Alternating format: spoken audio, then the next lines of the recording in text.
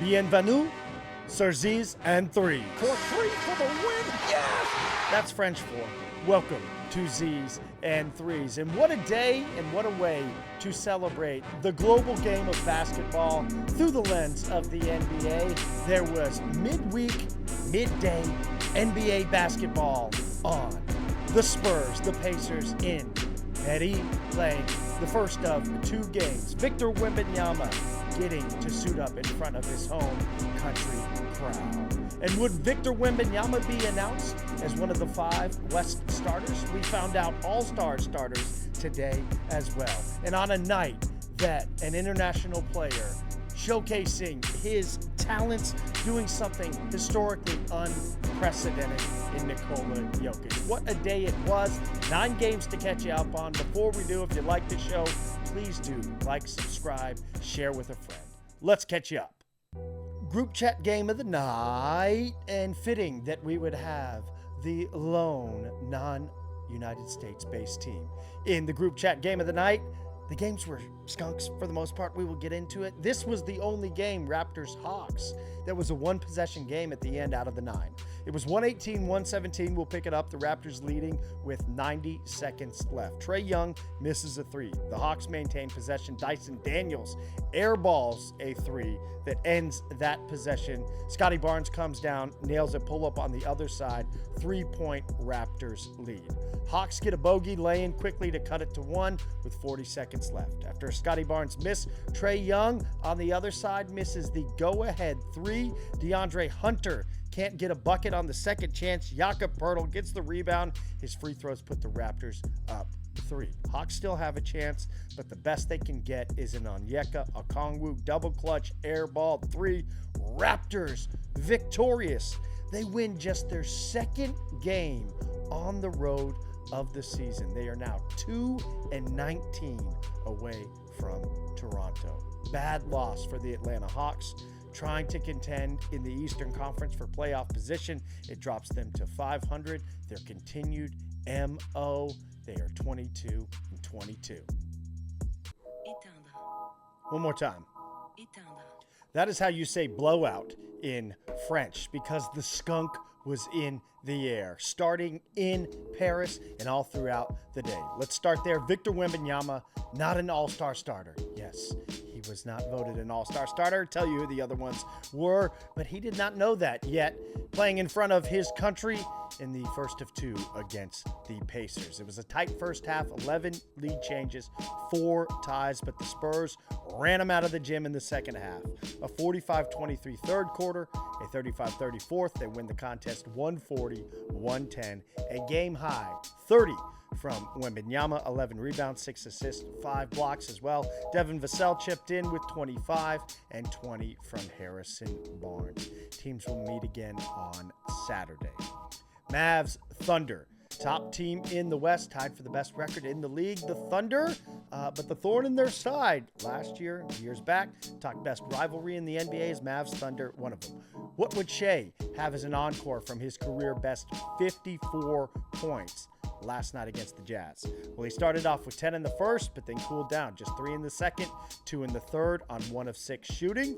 At the end of the third, he gets a buzzer beater and then gets the first bucket of the fourth. Give his team a little bit of life and momentum. The Mavs, though, had an 11-point lead with just under 9 minutes left in regulation. The closest the Thunder would get is 2. It was a 4-point game with 30 seconds left, but the Mavs had an answer for every OKC salvo.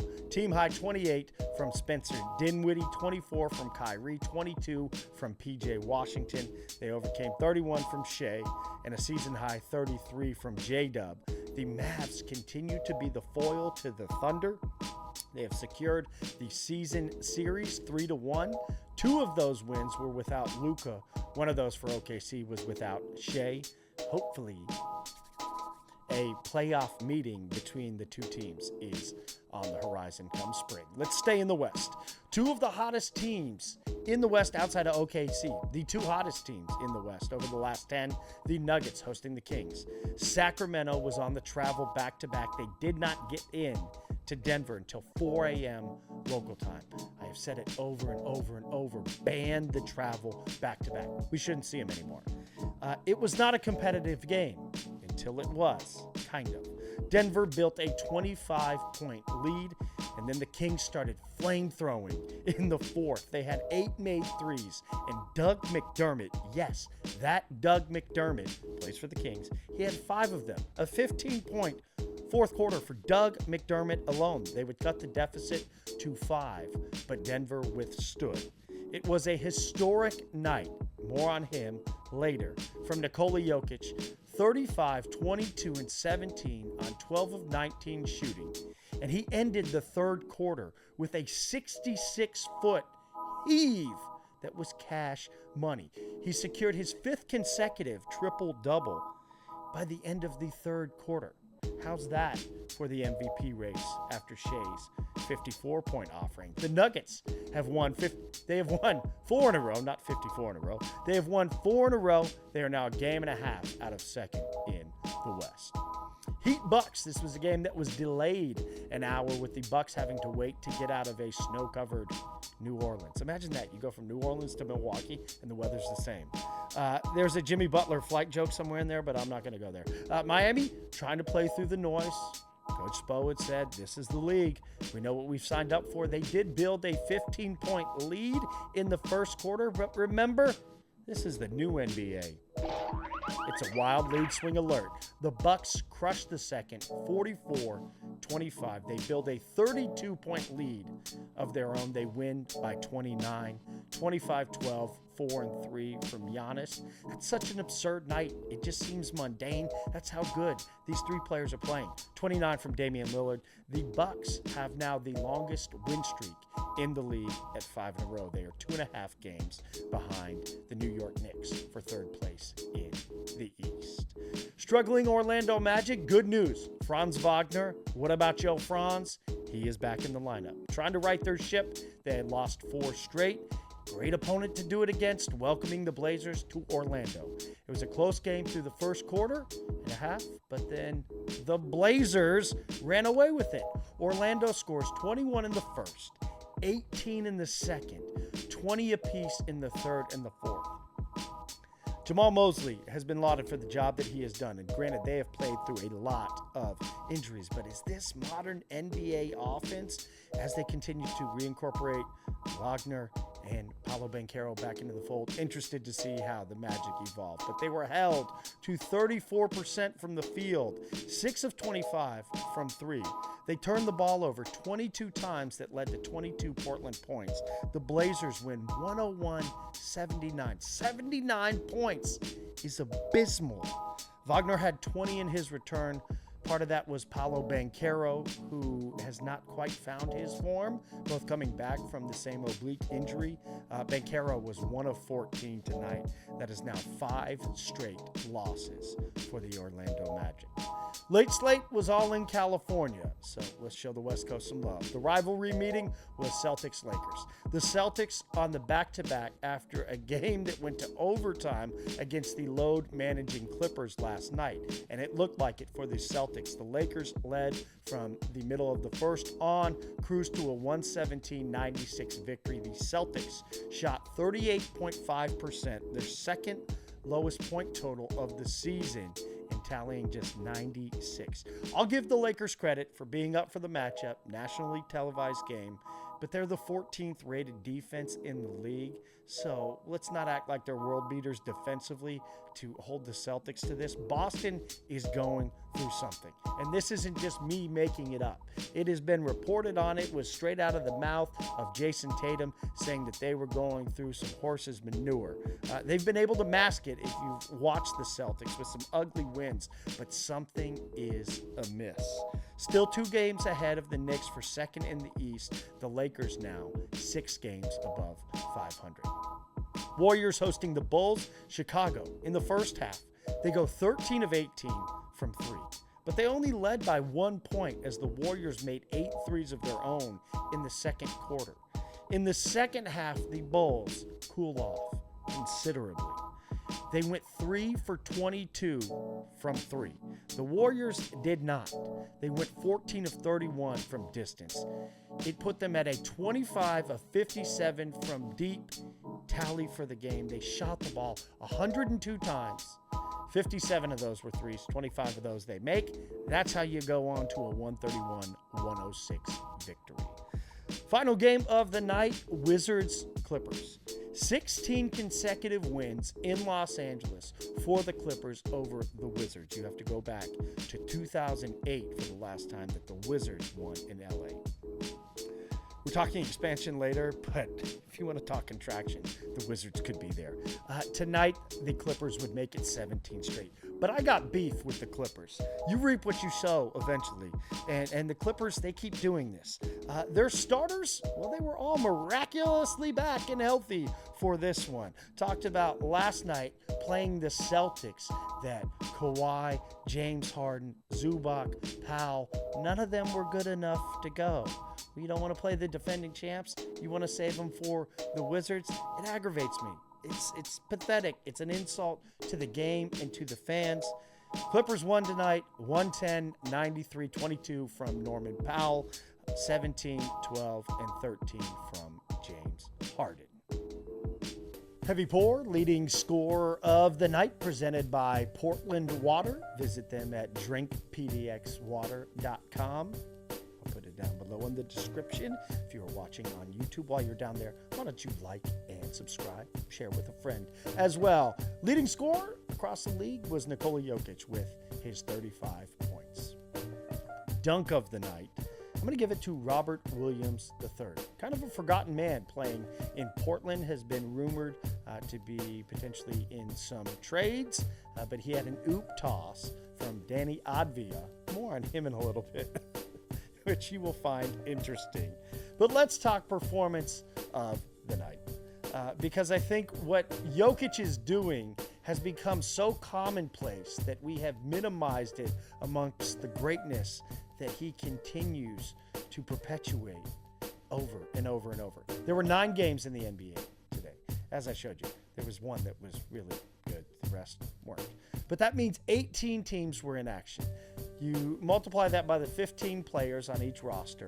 That's 270 or so players that played or suited up to play in NBA games today. The same player led all of those players across those 18 games in points, rebounds, and assists. Jokic, 35 points, 22 rebounds, and 17. It is the first 30-20-15 game since Wilt Chamberlain in 1968. Nikola Jokic is now averaging a triple-double, 30.2 points, 13.4 rebounds, and 10.1 assists on shooting splits of 56, 48, 81. All-star starters, well, they have been announced. Let's start in the Eastern Conference. I think the 3 players in the front court for the East were indisputably easy to pick. Karl Anthony Towns having a great year for the Knicks. Giannis Antetokounmpo having an MVP type year, and that's going up against Shai Gilgeous-Alexander and what Jokic is doing. And Jason Tatum. Okay, those 3 we knew. It was going to be the East backcourt.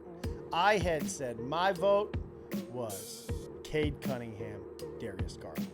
Well, the 2 starting spots go to Donovan Mitchell and Nick teammate Jalen Brunson. Come back to them in a sec. In the West, it was 2 players that were no doubt in. The 2 MVP candidates, SGA and Jokic. The 3 other spaces were up for grabs. I had done a video, I told you last night who my 3 would go to. And I have mega beef with the 3 that were selected. Because it was Steph Curry, Kevin Durant, and LeBron James. We wonder why the league has its problems that it does. Poured over the voting results, here's what stood out. And I understand the All-Star Game is, for the most part, a popularity contest, and there is a fan vote, and the fan vote counts for 50% of that. I'm going to speak to it. LaMelo Ball, who was overwhelmingly first in the fan vote in the East for guard position, he was 3rd in the player vote, but 7th from the media. So his composite score not good enough to register as a starter. My 2 backcourt picks, as I said, Darius Garland, who I think has been the better, just by a margin, guard of the two Cleveland players, and Cade Cunningham. Well, they were voted third and fourth from the media, respectively, but 8th and 6th from the fans. Victor Wembanyama, he was hampered by the fan vote. He was 4th from both the fans and players, which was surprising. The players voted Kevin Durant and LeBron in a tie for second behind Jokic. And finally, I had Jaren Jackson Jr. in my front court for the West. The disrespect or the lack of know for his game and the success that Memphis is having, he was 10th in the fan vote. Fan vote does not need to be 50% of the composite tabulation.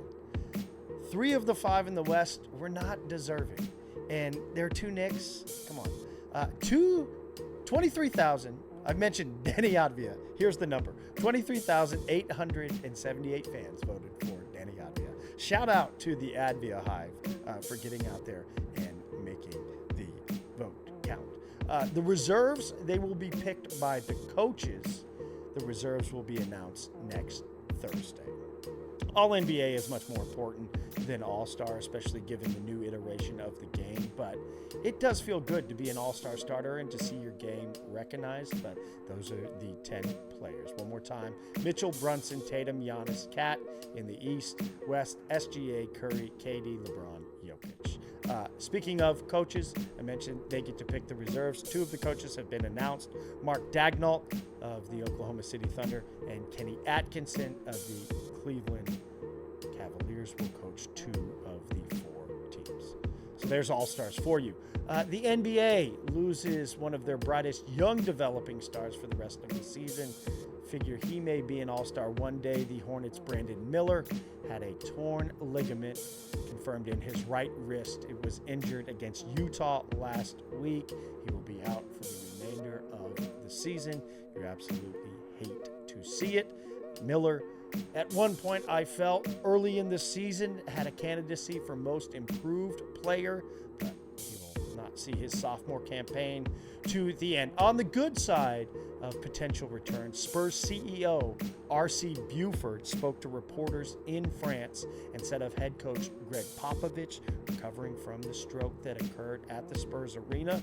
Quote from Buford: "He's been improving weekly. We don't know when he will be back, but he will be at some point." End quote. Take however long you need, Pop, but we look forward to seeing you back on the bench.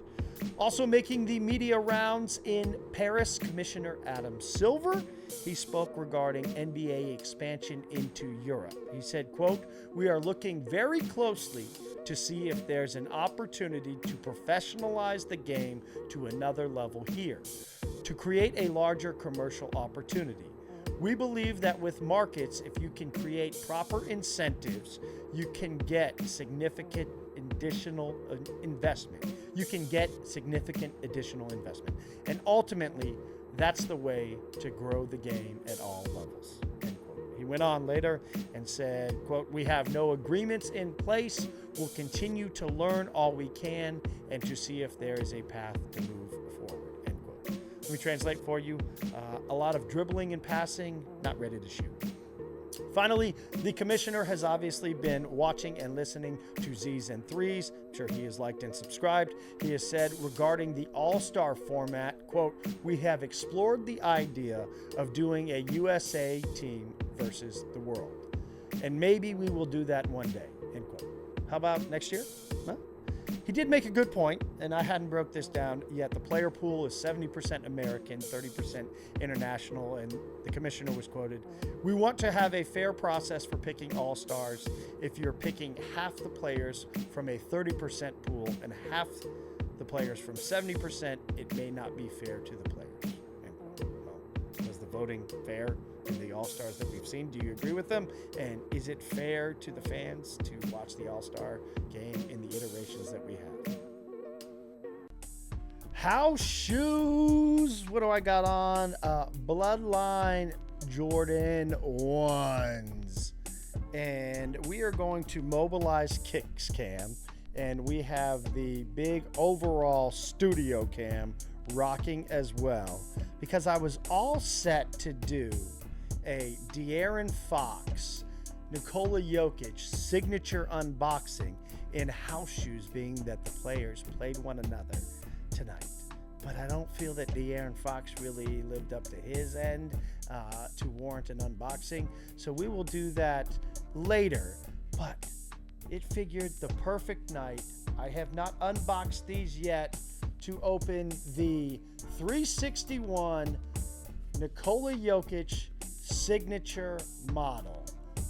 These interesting stories. So I ordered from 361, and this dude in like a Hyundai with a bunch of packages in the back of his whip pulled up to my crib and just dropped the package off. I don't know what it was shipped, but it shipped fast. It wasn't like it took forever, but I got them, and I have yet to open these up. Very intrigued with this model here. Let's put Kickscam to it, and you can see. So here is the tag that's on the back. The writing on the top. So, one of the things I look at is the packaging. So Nikola Jokic Finals MVP, I think birth date, his number, and this is his logo on the front. So let's unbox these and see what the Jokic signature model is hitting for, because obviously it's been working for him on the court. All right, you guys get first look.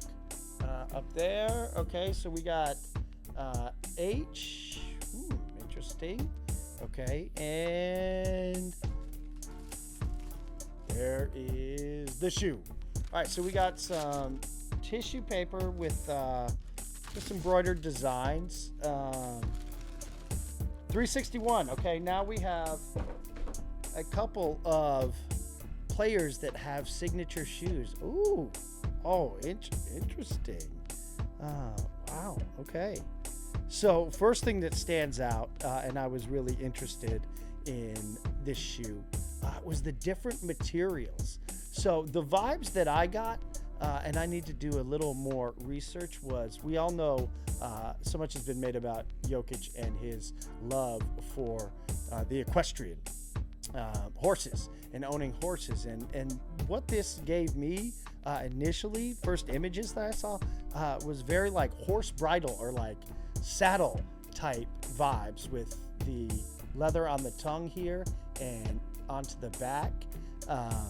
Very clean, the white leather on the front, and then the Jokic logo, the Joker crown going down into, let's see here, Dreamcatcher. So this is the Dreamcatcher, which I believe is named after his racing stable in Serbia, or it may be specifically a horse. Here is the bottom of the shoe, specifically on kick cam. Interesting.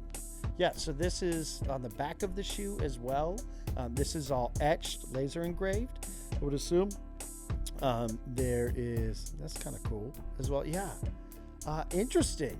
Yeah, this is definitely, big man shoes are always hard to go, especially when you're not a big man and not much bigger than Nikola Jokic in the league. But interesting. Yeah, I'm interested to, I keep saying that's overall my review is interesting, but I would say intriguing. I am very intrigued, looking forward to putting these on and seeing how they look, how they feel as well. I am a big appreciator of the new entrants we have to the signature shoe market in terms of producers. Anta with Kyrie. We have seen Austin Reeves working with another company. It is much easier, it feels like these days, to go out and get a high quality shoe made. No big baller brand. But this is one of them. I love the variance in materials. It definitely looks unique and one of a kind. So yes, a historic night for Nikola Jokic in terms of his numbers, and it warranted an unboxing of the Nikola Jokic 1 by 361. What to watch for the weekend? You're kind of getting some BTS Season 3s. This is the overhead cam. Here is the on cam and kicks cam. What up? What to watch? There's just 3 games Friday night across the NBA. So why don't you watch your boy call the G League game between the Spurs and the Clippers? You can find it gleague.com. Also, if you're in Southwest or out in California, on those linear networks. Saturday, though, will be a conclusion of the rivalry week, second chapter of the Paris games. So Pacers Spurs starts at noon Eastern. Then Nuggets, Wolves, Celtics, Mavs, Lakers, and Warriors. It may not even be the best, any of those. The best game, it could be the rematch of the Rockets, Cavaliers in Cleveland. If you miss any of that, as always, Season 3s, we got you for the whole weekend of coverage. If you like the show, please do like, subscribe, share with a friend. Enjoy your weekend. Watch me tomorrow night. We will see you Monday. Peace.